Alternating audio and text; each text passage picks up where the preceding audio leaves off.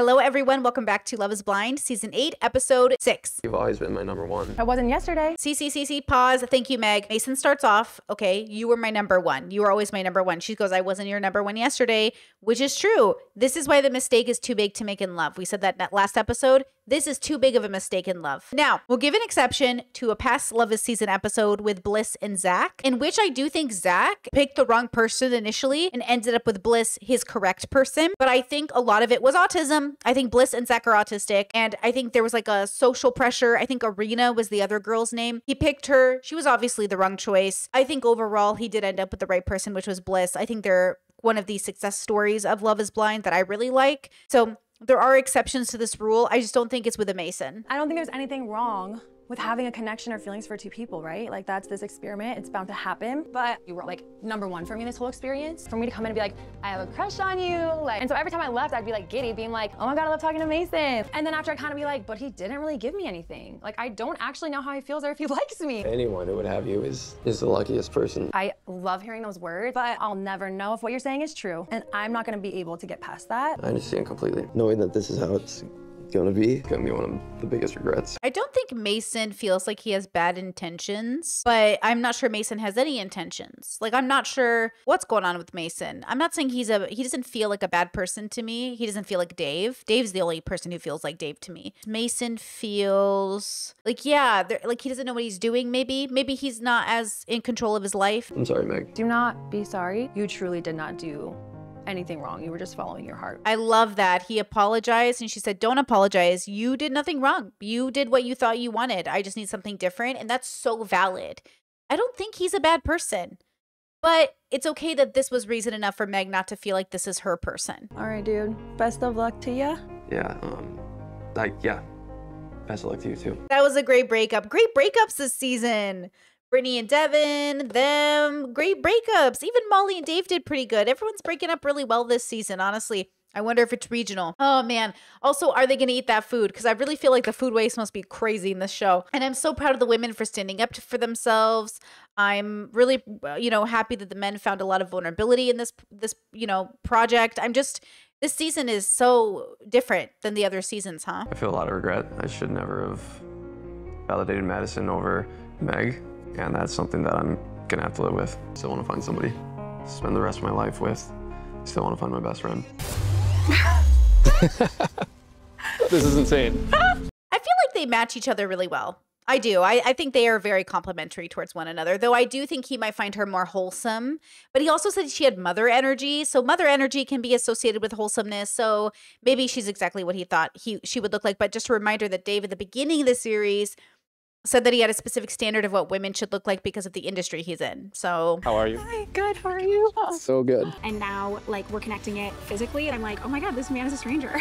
Beautiful.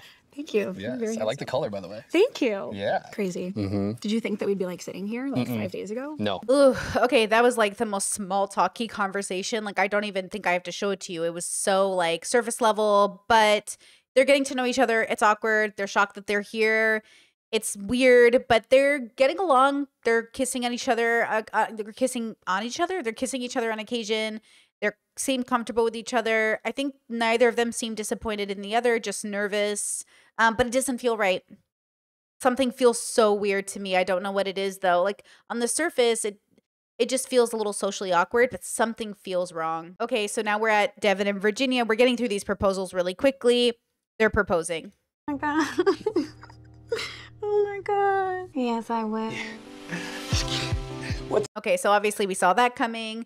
I want to get through these as quick as possible, not bore you guys with it too much. But if you're not watching the show on your own, basically this is it, girls. This is the home stretch. This is 6 episodes in the pods. So after this episode, we're finally out of the pods, which is what I've been looking forward to. Okay, so we've switched from a proposal for Devin and Virginia into a date night, I guess, for Alex and Madison. So far, it's kind of small talky. They're exchanging gifts.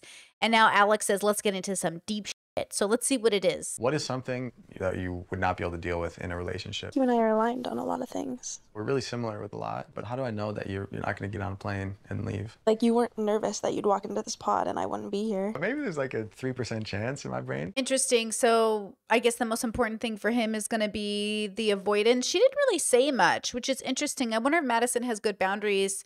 I mean, I guess she said that they have similar values, but she didn't add anything to the conversation, which made me wonder if Alex was hinting at something. Like, why at this stage did he bring up that conversation? That felt confusing to me. I kind of love the drama.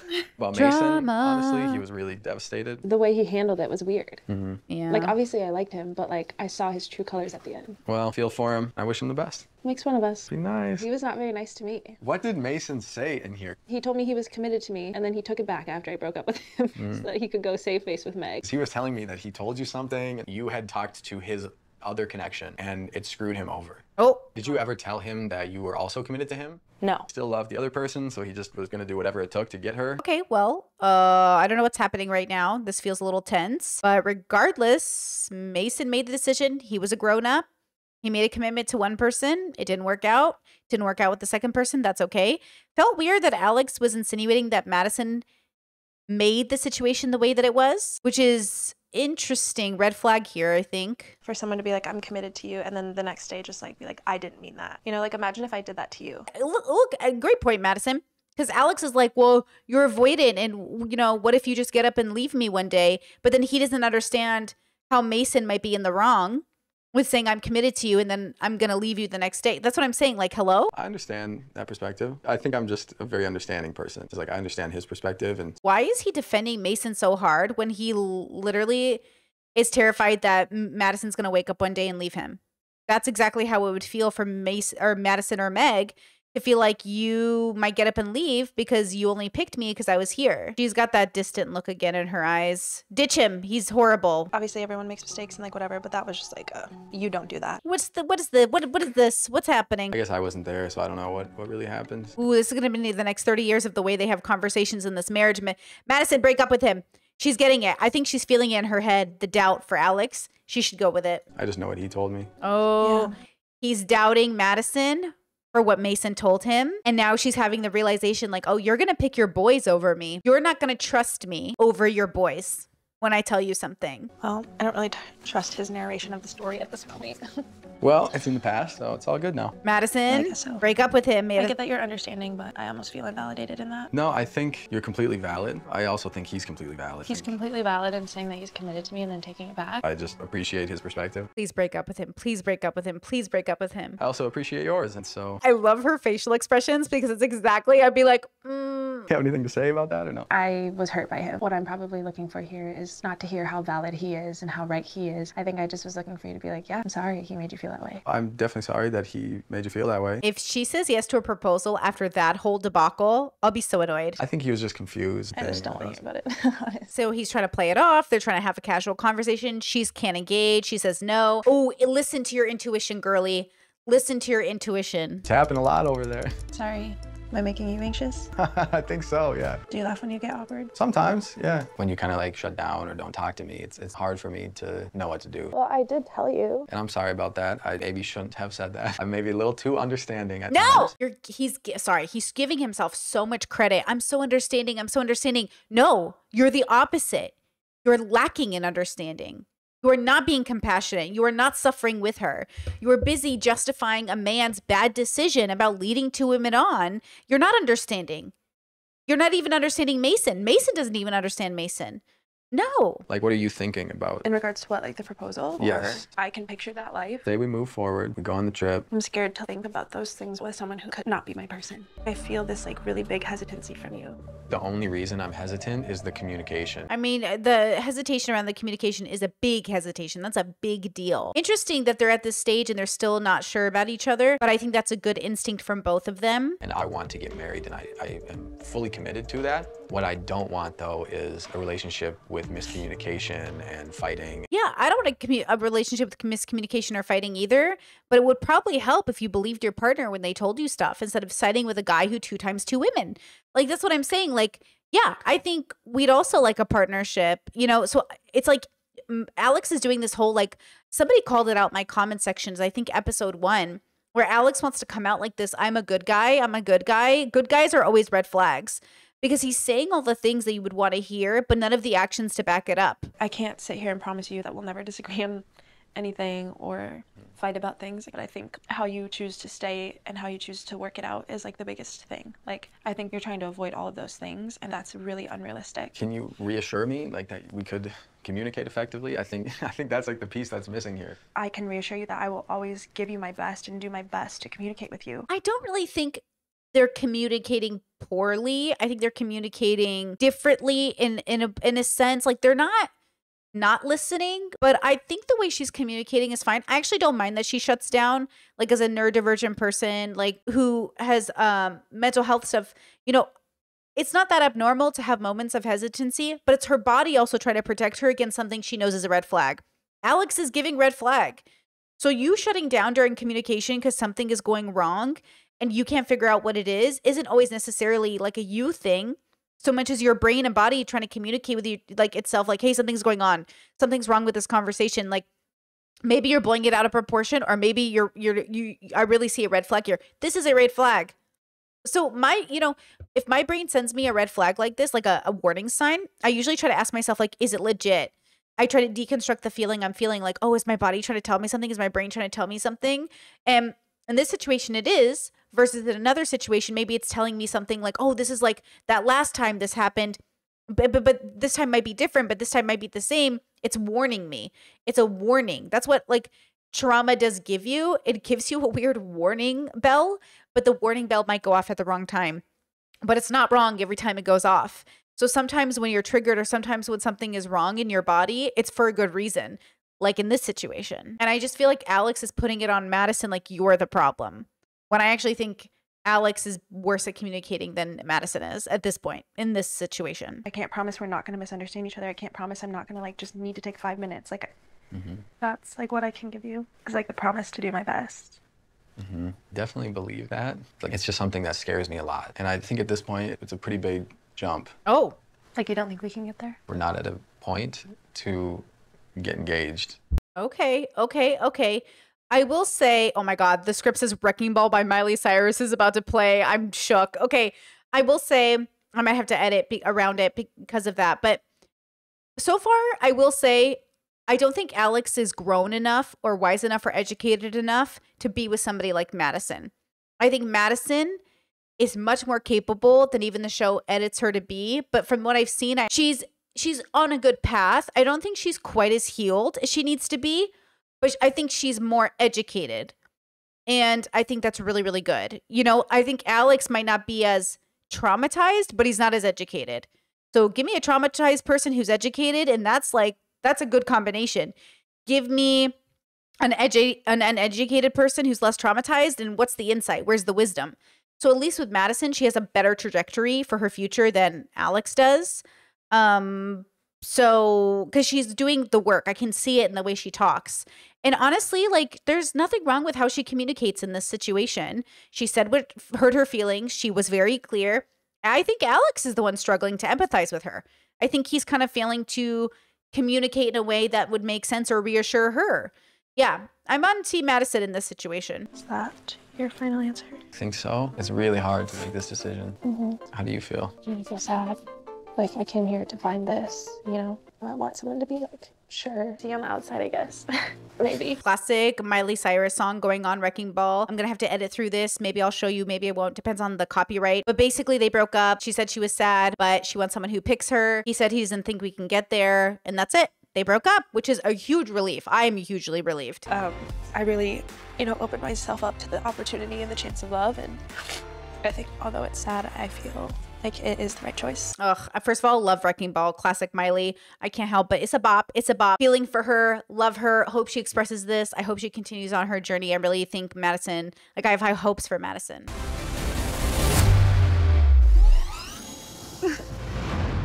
They're cute together.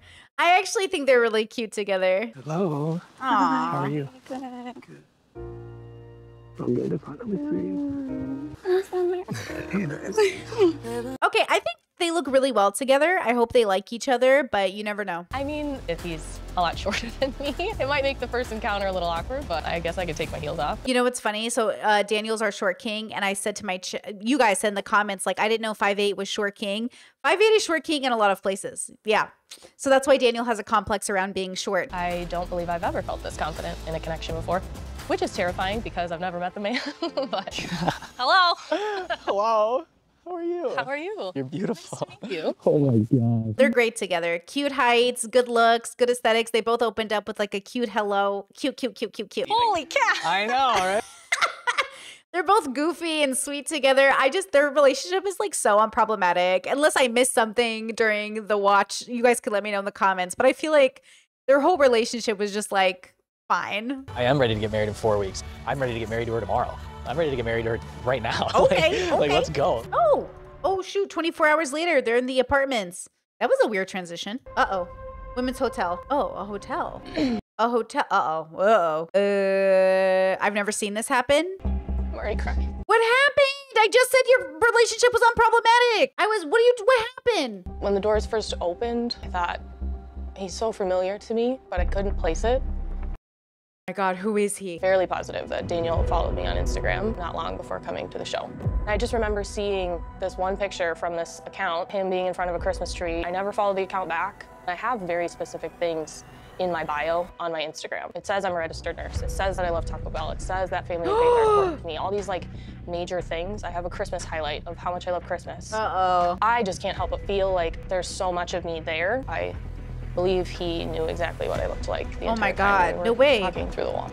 Wait. Skirt. Was it just a coincidence because they're in the same area?